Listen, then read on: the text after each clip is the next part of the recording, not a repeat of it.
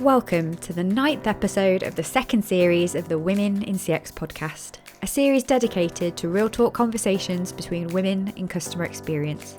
Listen in as we share our career stories, relive the moments that shaped us, and voice our opinions as loudly as we like about all manner of CX subjects. I'll be your host, Clare Muscutt, and in today's episode, we'll be hearing one woman's story about CX in Africa, finding your self-belief to become a CX queen, and her experience of overcoming racial and gender discrimination when she challenged the status quo of CX in the West. Let me introduce you to today's inspiring guest. She began a career in television before a sliding doors moment led her into the world of customer service in banking, and a path to demonstrating return on CX investment became clear as she worked her way from the ground up. She is a customer experience management expert and humanitarian with over 14 years experience working in media, banking, telecoms and education, and says her mission is to grow businesses across Africa one customer experience at a time. Please welcome to the show CX sister Debbie Akwara. Hi Debbie. Hi Claire, how are you? I'm awesome today. How are you? I'm doing well, thank you. Great. And where are you calling in from today? I'm from Lagos, Nigeria. I was so excited to go there and visit you this year, but that coronavirus. You were supposed to, yes. naughty coronavirus happened. Absolute nightmare. So the audience can probably tell already, the women listening wherever they are in the world, that you and I know each other. Yeah, so Debbie and I have been CX queens from a distance since probably a year ago, right? When we met at an event. And the first thing we ever did was a virtual high five across the event in the chat room. And this was before events were online, right? It was quite new and innovative. But from that moment, I just knew I had a CX sister over in Nigeria. And ever since, we've just kind of kept in touch, haven't we? Supporting each other on Instagram and social media. And I really do think, kind of the inspiration behind this podcast and the community that we're building, you're one of the women that helped me to get here. So just wanted to say a very quick thank you. Amazing work you're doing, Claire. Amazing work. Well done. Doing it for our sisters. Woo. So today I think it would be really great for us to talk a little bit about kind of where Debbie and this powerhouse of a woman came from, to get to understand a little bit more about customer experience in the context of West Africa and some of the cultural challenges and differences. I really love to know how you're dealing with the kind of globalization of your own personal brand, because again, kind of social media and coronavirus has given us a platform which is global now. And then finally, I'm going to ask you kind of where you get all of your girl power from, because it is so inspirational. So audience, strap in, we're in for a treat. So Debbie, please do tell me kind of where did your career begin and how did you get into CX? So originally, I'm not going to lie, I didn't have CX in mind. I did not know anything called CX existed. I was actually supposed to be a lawyer, right? My father wanted me to be a lawyer, and I hate math. I don't like math. So one of the requirements, if you're a Nigerian audience and you listen, one of the requirements to study law is you have to have a certain score in math, right? In your high school, after high school. And I was always failing math. Oh no. So I was home for like a year. My mates were in school. I had to resit the exam another year, same score. I'm like, you know what, law ain't happening. Like what else can I do? And I thought to change courses. So I went in for performing arts, theater arts, Delta State University, somewhere in Nigeria. Nice. And it was an interesting ride. So the plan was, okay, let's do theater arts for performing arts for 1 year. And then I can cross over to law and lose a year. But it got to the end of that year and my head of department says, you're good, you're a natural. Why do you want to leave? I refused to sign a transfer form. I begged, I cried. He said, you will thank me later. Stay with us, right? And he actually did waive some of the fees for my handouts just to encourage me to stay back. And I did stay back. So it was interesting. I majored in mass communication, so I had the option of, majoring in specific areas. I majored in mass communication. And, I remember, I was that good, if I have to brag. I'm learning to brag about myself a lot these Go days. Right? We don't do girl. that enough with women, right? So Yeah. in my class at the time, our final year production was the play The Gods Are Not to Blame, an African play. And I was actually the director of that play. Wow. So I was not just the director, I was the first female director in the history of that department. Wow. It was a big deal. So after the production, we had our final exams and left school. So leaving school, we have to wait for a period of time to do what we call the National Youth Service Corps. It's 1 year after university where you have to work in the public sector, right? So within that period, I got a job while waiting in an advertising firm. I've always been that creative person, so I was an intern, and the sister company to that particular company, there was like a broadcasting company where they do like game shows and TV shows for different brands. They produce it for different brands, right?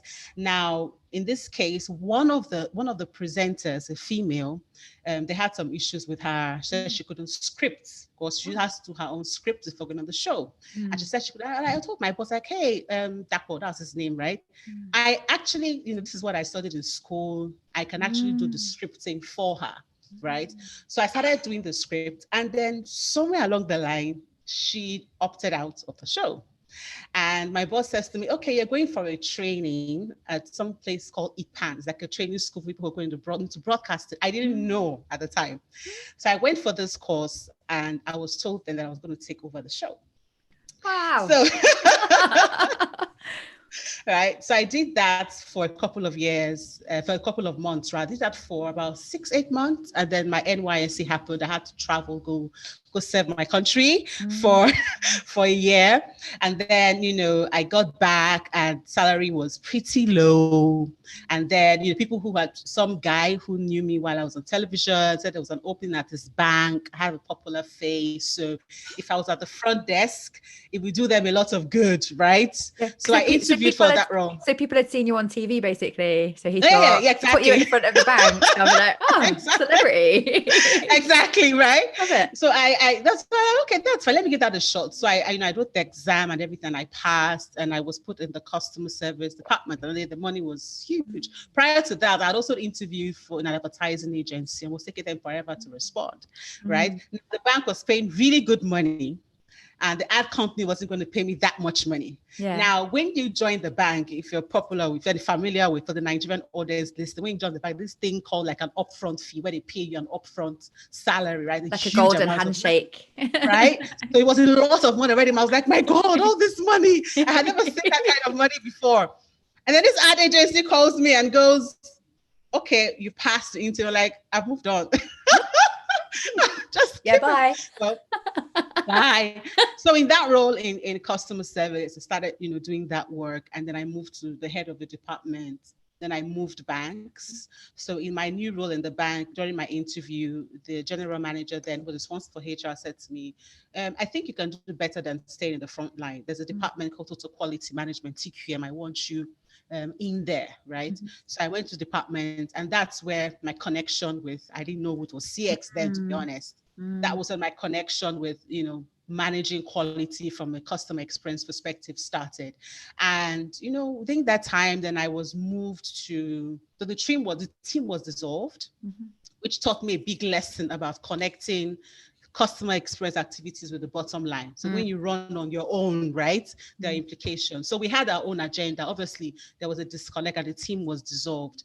So I moved into training. I was in training for about 5 years, but I was still responsible for all the customer related trainings and designing the curriculum and all of that. And then the bank kind of lost its bragging rights in CX. So I did a proposal to my boss then. And this is what I think the bank needs to do. And she approved my proposal, what you probably would call a CX strategy proposal these days. It's everything kind of existed, but we doesn't have the fancy names for it, right? Honestly, I'll talk about it in a minute, but this story is so similar to my own. Carry on, darling. So I was like amazing. I was like I was pregnant with my daughter, right? It was like, oh, it was almost time to deliver, like a couple of weeks before delivery. And she said to me, this is approved. Once your maternity leave is over, you're reassigned immediately to implement everything that you have put down in the proposal. Yeah. Right. This is a Pan-African bank. And I resumed from maternity leave. Got on that. It was just me doing the work again, online, leveraging the network already, platforms for head of operations already existing in the bank. And the bank moved back to the first position. Nice. And so at that point, my boss, another boss who I was now reporting to, says, okay, we're going to merge your team now with human resource management. Ooh, interesting. And I'm like, okay. I was so upset. I was like, what are these guys doing? What am I doing in HR? What am I, and my former boss who moved me, who's also like a mentor. Yeah. Because she actually gave me the platform. She's the most significant female character in my life, right? She approved that proposal. She gave me the platform. She just let me shine. When I have idea, all she tells me, Debbie, what do you need from me? She calls me Onome, that's my Nigerian name. Onome, what do you need from me? And that's all. I only hear from her when I've done a great job and she, she commends me, or I do something really bad and she's giving me her own end of the stick, right? And then she moved banks. So I called her and said, oh, HR, what am I doing there? I don't know. And she's like, what is wrong with you? Why are you letting people see you complain? You're letting them win. Go into HR, nail it completely, learn and move. And also, right? I suppose there's a connection between employee experience there. Yeah, exactly. So I'm like, okay, she said so I'll do it. So I went into HR. I bought this book. I bought a couple of books on HR, just trying to read up and find my own. I'm this kind of person where I like to find my own purpose in everything that I do, because that's what keeps me going. Yeah. So if tomorrow I want to go into carpentry, well, I want to become an engineer. I guess I'm too old for that now, but just say. Never too old. Right? Become an engineer, right? I'm always thinking, what will be my purpose? What will be Debbie about that thing? That's what drives me. I love that. And then in doing that, my mentor, ex-boss, became executive director of one of the largest banks in Africa. And she reached out to me to say, you need to move and come with me and run CX. And that's what happened. So I moved to that bank to head the team, put it together. And within 9 months of being with that team, the bank, the focus was they wanted to improve industry ranking in customer service at the time. And just 9 months, we moved up 3 steps.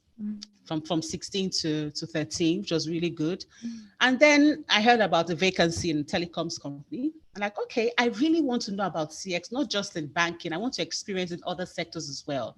So I moved to a telecoms company, Etisalat, now called 9Mobile in Nigeria, and I worked there. And then so Etisalat was a completely different KPI. The focus was supporting the business and revenue with CX. The previous one was improve industry ranking. But in this case, my goal was, okay, and this is the example, right? The company at the time, they had 21 million subscribers and they had invested money in a self-service platform.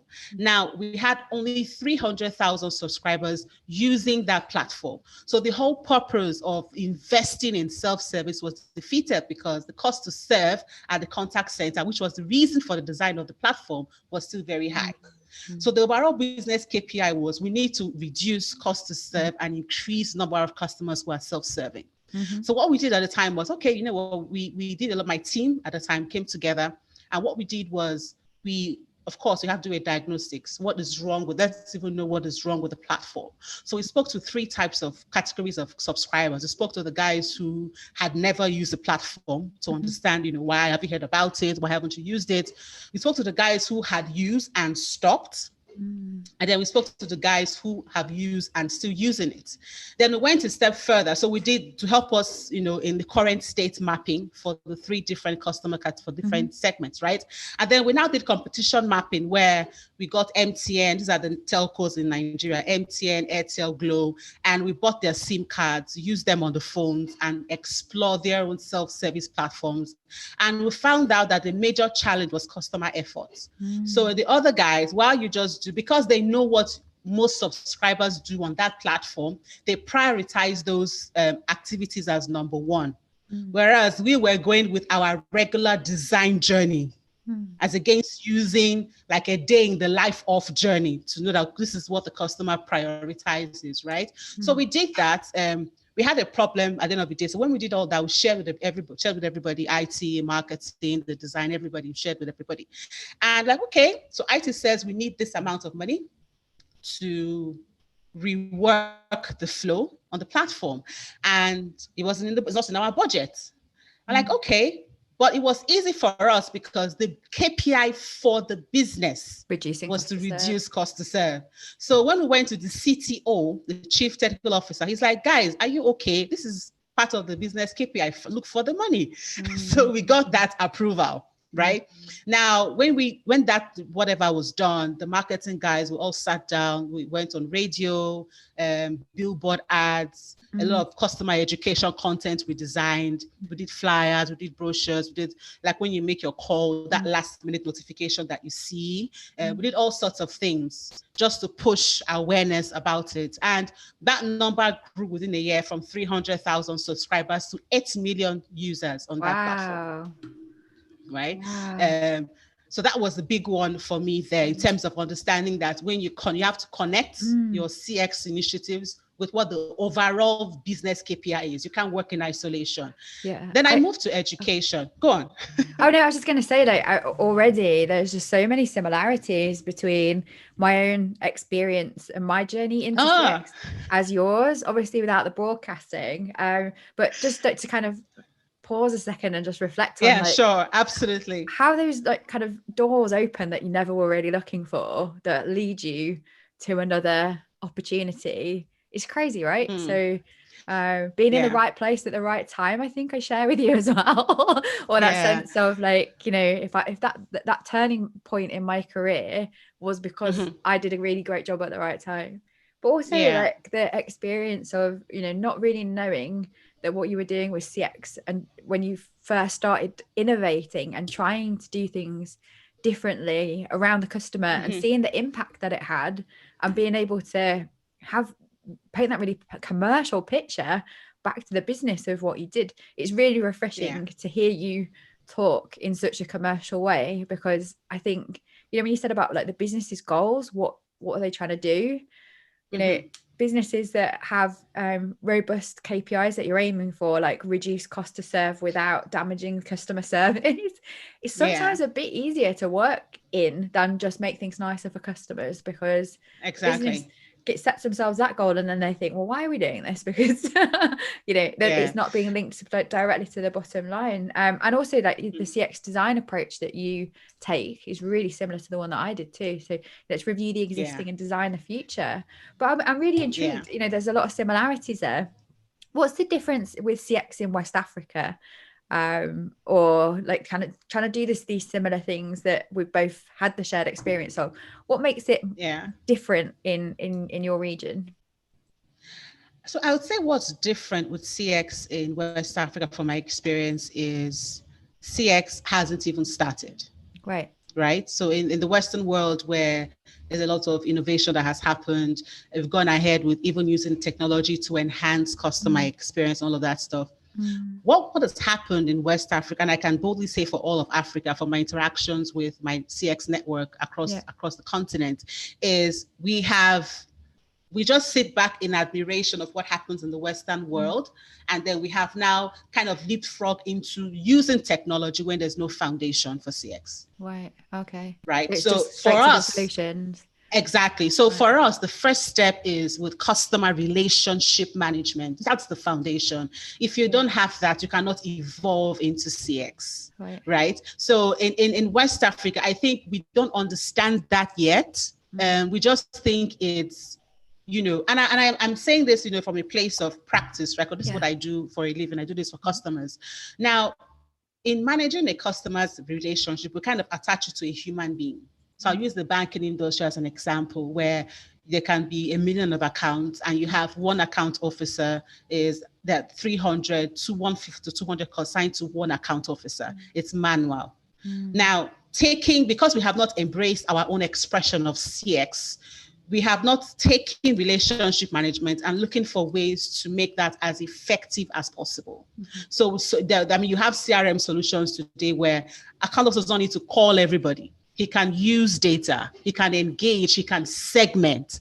So yes, it's focusing on the 20 that gives him 80%, but the 80 that gives you 20 are also important. And you can actually manage those without that physical contact or those phone calls. That's where technology comes in. So I think we have got it all wrong.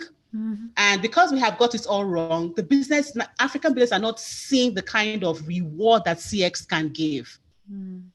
That's the major problem. So I think that's where we're at. So adopting CX for us is becoming a challenge because we have missed that very foundational stage, which is managing each customer as a relationship. Right. Now, the CX bit is let's look through their journey and how we manage their relationships and how can we be proactive in designing experiences that will not just keep them coming back, but even generations after them. Okay. You know what I mean? So I think that's the case, and that's the difference between, So I'm just going to play that back to you. So that's saying basically you've leapfrogged the whole part that the Western world did of discovering CX and focusing on things like service and relationship management, and have just gone straight for technology solutions that solve exactly that. And with that has come the problem of it doesn't work as effectively because the foundation was never understood in the first place. So you've got this whizzy system that can do stuff, but you don't know what you need it to do for the customer, for example. Exactly. Right, and there's nothing to rest it on, right? So I know about one of the big banks in Nigeria today that has, heard everybody has a chatbot, right? And they went ahead and got a chatbot. And I'm asking, what information did you feed into that chatbot? What information did you use from your relationship, managing customer relationships as your chatbot scripts? So you have not managed my relationship. How do you know what I need to know? Yeah, I get you. So at the end of the day, all that money gone, chatbot not in use. Think about how many millions. Yeah, what wasted there. No, that's what's going on. Actually, to some examples in the Western world where actually the same thing happens. So we've had a better foundation, but I mean as in like the perk of the technology or the function or the feature of it is primarily the function of why it's bought. So we've identified a need that we need to automate this part of the experience to better serve our customers and give our agents more time. So they end up with the same thing, a chatbot that is rubbish and makes things more difficult. Exactly. So I think, it's a global issue that you need the right foundation to be able to maximize. Because there's a focus on seeing technology as a solution instead of the enabler. Exactly. And that's the problem. Yeah, I always say problems, not solutions, because we need to understand what customers and employees and the business have as the challenge that the technology might be able to answer. If we just go straight to technology solution, we might be investing in the wrong or the wrong thing or something that doesn't fix the problem. So I'm with you on that. and what amazes me about that is the technology is selected without the users in the room. So somebody just sees, I traveled to the UK, I saw this fantastic, let's go get it. Yeah, I agree. But you haven't engaged. That's employee experience, right? You're working in the front line. What do you think? Do you need this? What will it do for you? Yeah. Well, then that's the point of understanding problem first, right? Because you'd have a set of user requirements that would help you select the technology if you spoke to them first. Exactly. So talking about this kind of like globalization of customer experience. So I love seeing you on as a brand, I guess, brand Debbie. You know, the CX queen, like that's a bold statement. I absolutely love it, and much respect to you for, as you said at the start of this, praising yourself, owning your success, standing out there and saying, yeah, I am awesome. What about it? I love it. To be honest, people actually called me that.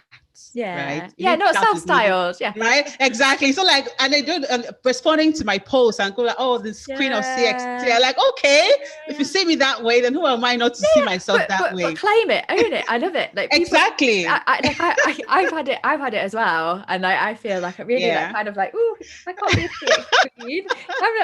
But we're all CX queens, right? We are, and I think we are, voice. and I think, and that's what has been my journey in building my global brand, right? And I mean, I have never seen myself as a global brand. You just said it now, so I'm adding that to one of my titles. Yeah, do it.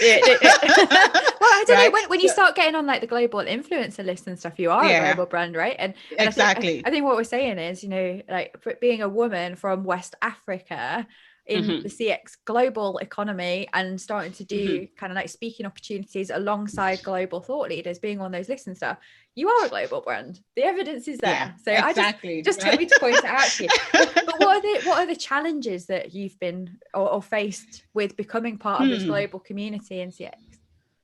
I think the number one challenge I would say has been me and accepting that I have content, right? So when I started off, it was, okay, there's this question of what do you know? Who are you? What do you know? Where have you been? Right? And what I did was, and I dealt with, I'm going to be really honest, but that's what I really love about this platform, right? I'm going to be really honest and tell you how it is. Real talk. Right. So I struggled with that for a while. Who was asking that question of you? Yeah, so when I started, I actually got that feedback from somebody she knew was saying to her, what does Debbie know that she's going? What's she doing? What does she know? Right? Oh, People make this kind of comment. Yeah, make kind of comments. And when I started off really confident. Oh, I've done this for so many years. I want to commercialize my work experience and build that brand and earn a living. And when I heard that, it got to me. And I'm going to be really honest with you, Claire. It got to me because a friend was asking me for a service, right? And I mean, this is what I do for a living, so you have to pay. Now, she says to me, someone told her, but I thought Debbie's your friend, so why is she asking you to pay? And I said, if I come to you for food, my daughter is 9 years old, would you feed me? Would you put a roof over our heads, right? And then the other comments came in like, what does she even know, right? That she's asking you to pay. So those kind of comments, and I've dealt with insecurities in my life to some extent. So I just, have affirmations that I work with every single day just to re-emphasize to myself that I am good enough. I can be, I'm more than enough. I have everything that I need. Like the Bible would say that pertains to life and godliness. Sorry, I'm a church guy. I have to slip that in. That's all right. Right now, so I had to take a step back and go through my entire career. And literally, Claire, I wrote down every single thing that I have done that I got an accolade for, not what I applauded myself for. I wrote down every single thing that I had. And I'm like, I did this, my God, I did this, oh my God. And I noticed the pattern that the value of my contributions that got those accolades were never at the same level. The levels always went up. Right? They always went high. And I said to myself, you are good enough. This is who you are. So for anybody who thinks that Debbie is not, let me re-emphasize and reintroduce myself, right? Queen. So I always, so that's when, I now began to talk about, you've done these good things, talk about it. It's you, it's not somebody else. You're no fluke, right? Yeah. So I started putting those things out there, and some of them are my strong opinions. I'll give an example. There was something I put up on LinkedIn. And again, that's where principles and values come in. And we've talked about this a couple of times, Claire, the issue around people contacting you and saying, be a judge, the CX award, and paying to be a judge, right? We've talked about this, of speaking and paying to speak. And I'm saying to myself, you took your time to go through my profile. I am the one adding value to your event. It's not ethically right that you ask me to pay you to add color to your event, because technically speaking, without me, you have no event, right? So I put up that post, and I got some emails from some what I call CX bullies. in the male category globally. Wow. Yes, Yeah. right. Yeah. So when I got those meals, I mean, that's why it's good to do the work in yourself and know who you are and be sure of who you are. Yeah. So I got that message, and the person who globally, right, was questioning my authenticity described me as a person of color, which has never happened to me before in my life. Nobody has ever called me a woman of color. And then she's a woman.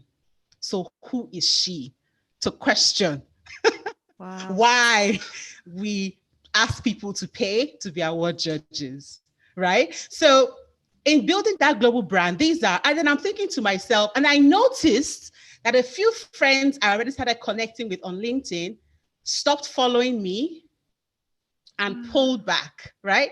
Wow. But here's the thing, Claire. Because I've done my work in knowing who I am, I don't care.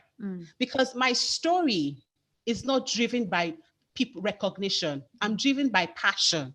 I'm driven because I have seen what CX can do. I mean, I run a business. I earn a living helping businesses manage CX, right? So I have seen, and I'm so happy when I get the call after trainings where like, Debbie, it's been so amazing.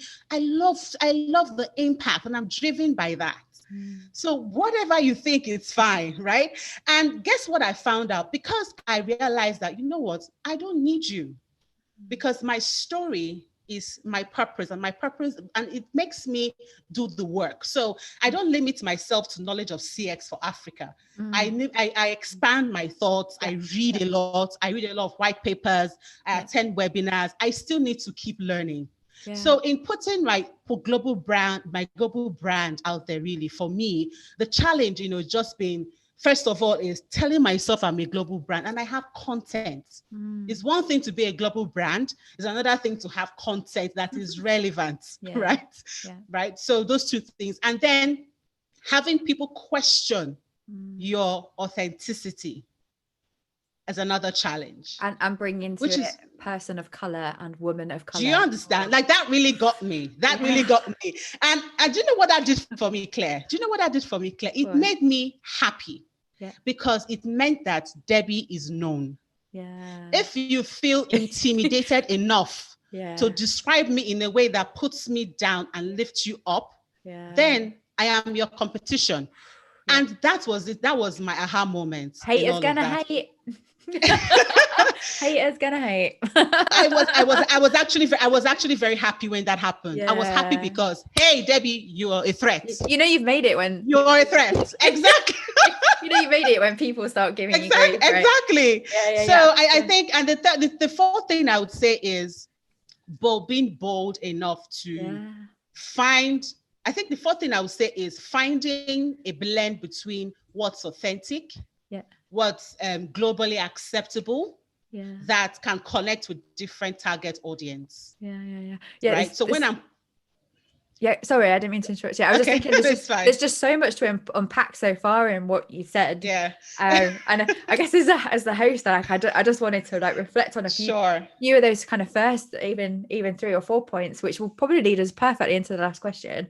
But that kind of sense of building your own brand in the face of people questioning your integrity and your authenticity. So whether that's someone saying, what does she really know? Or, saying things like woman of color in a conversation where you're challenging the status quo is tough, right?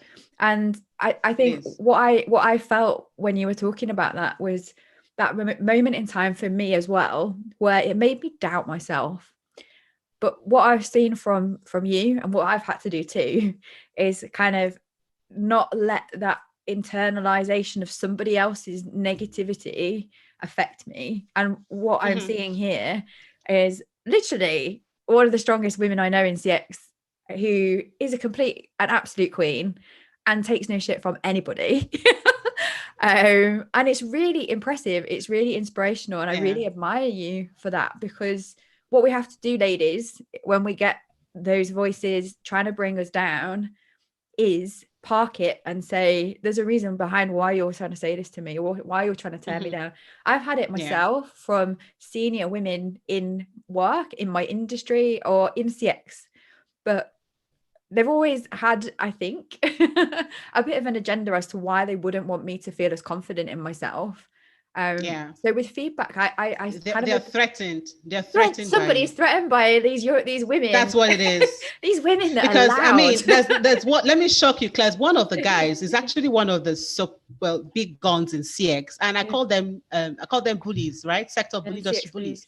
And he took his time to send me an email on LinkedIn to enlighten me of who all the clients he has worked for and what he has accomplished. And that was when I knew that I was right on the money. So when someone tells you this is who I am, it's the first level of insecurity. The bragging rights. So, right? Yeah, so, I feel threatened by you, so I'm going to trot out all the reasons why I'm better than you. But the thing I the thing I object to in what you said, that you can deal with that. But then what was it like to be called a woman of color for the first time in your life by, I'm assuming a white dude. Yeah. I was speechless. And it was at the time where the Black Lives Matter thing was really strong, right? In the middle of the lockdown. I was because I was a bit removed. I don't live in America, so I don't understand to what extent, even though I can identify with what's going on somewhat, but I was taken aback. It's not just that comment. I get a sense sometimes when I even interact with people, even online. I'm going to be honest, Claire, you know me, I'm down to what I say it as it is, right? Whatever happens, happens. Right? Now, there are comments like, what do you know? Again, because you're a person of color.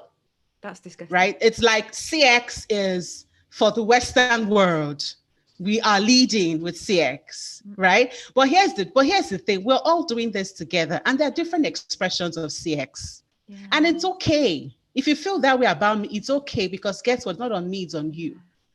Yeah. And do you know what? It's definitely not on me, it's on you. This is part of the reason, right, why we need this global community of women in CX to kind of like call out the CX patriarchy to some extent, who are I could put, if you look at the website for women in CX, the reason I wanted to do this in the first place was they put a list out of like top influencers in the UK, and I was number 5. Oh, right. But I was like the top woman, and I'd only been out of corporate for 2 years. So I was like, hang on a minute, where are all the women, and why are the 4 guys ahead of me?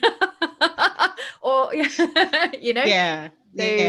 So there's so many women doing, and I really don't mind if it's a man, if it's a woman, if you're white, if you're black, if you're we're all doing this together, right? We're all doing this together. We are all doing it together, but we need more women to be seen and visible and speaking our truths with our own authenticity, and not having to modify what we say or we think or we do in order to fit in with the expectation that particularly the patriarchy of CX has. And that's no offense to anybody, but that's fine. Moving on to, I guess, my final question, really, because I'm conscious of the listeners' time, is really like, where does this feminine energy come from? Because it is so powerful, and like, if you could bottle it, maybe like sell it, that would be great, please, because I'd love some.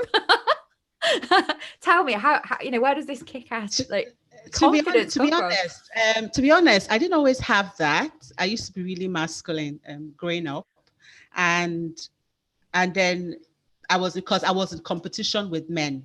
Right. Okay. So modified. My understanding was I needed to be like you to dominate, which is why no one can intimidate me, man or woman. Like I take you out if I have to, right? So, but I'm coming to realize that as women, I mean, we're talking before this podcast, as women, we are so blessed with multitasking. Yeah. We're so blessed with doing 1,000 things and 1,000 talents, right? Yeah. And I've come to realize that I win when I deliver those things and still show you that I'm a woman. So yes, you can bake the cake. I can bake the cake. But when you ice the cake and I ice it, you can tell the difference, right? Because I'm icing the cake in stilettos. It makes a lot of difference. I love that. It makes it. So I'm come to that place where even when I started, my favorite color is black. Yeah. But I'm now embracing, more feminine. And it also affects my mood. It affects how calmly I communicate with people. And I've realized that in being more feminine in my approach, in leveraging my feminine intelligence, I have been able to bring in more men into my fold. So you're not feeling intimidated by me. The men are creating space for this lady. Right. It doesn't change that I don't know what I know. Yeah. But they're more accepted because I'm not competing with you. Yeah. I'm just in my lane. Doing you're it in your way. lane, in my way. Right? Yeah. So I'm learning that. I'm really learning. And I'm seeing the results. And it's making me more confident in myself. Yeah. I'm totally with you on that. And I think I did the same thing, and a lot of women do, is like thinking that in order to succeed in a man's world, we have to be equally dominant and loud. And I know a lot of senior women who end up wearing trouser suits all the time, having their hair cut really short, not particularly wearing much makeup, because being as similar to a man in a man's world, doing not the man's job, because men and women do the same job, seemed to make it easier. And I know, like, I was always like very feminine, always had my hair, long, lovely hair, dresses. Thank you. It's part of my personal brand. Same as you, like, we're loving to wear high heels, and actually being called out for that a couple of times, or at least had an assumption being made that because I was a feminine woman, embracing my femininity, that in some way that was going to make me less effective at my job. So I really like what you said there, and I'm going to remember that. I slay, but I slay in stilettos. Exactly. And the reason why I like that is because, yes, my femininity gets me through the door, but that even makes you more amazed at my outcome and my results, because you don't see me coming. Yeah. So you might have a prototype or a stereotype of women who wear stilettos, they're fragile, they can't do this. It's okay, I'll be fragile. Just get me through the door, right? And then I'll show you that what's up here, there's no match. I love it, James. So it's been amazing talking to you today. Like, likewise, I feel like so much like inspiration and girl power, I think, is the only phrase I can bring to mind when we collaborate together. I'm really excited about the future of this global community with you. And we've talked about some really important things today, which is about, CX is a global challenge that we're all working on together, and there shouldn't be a Western world dominance and discrimination again, or even the sense of making people feel less than because we're different or the CX practices aren't as advanced. Everybody's got something to add. We are all on this journey together, and I'm just so glad that we're now going to have spaces where we can have these real talk conversations and use our voices as loudly as we like, and celebrate that feminine energy in CX in a more visible way with each other. So just like to say thank you so much for coming on the show today, Debbie. Virtual high five. Thank you. See if we can time it. And for anyone listening, we were just trying to do a high five on Zoom, if you've not got the video on. But yeah, thank you. It's great to talk to you, and thank you. Yeah, I can't wait until I make it to Lagos next year, 2021. Yes. Gonna come and visit you. Well, have a great day, Debbie. I would love that. You too.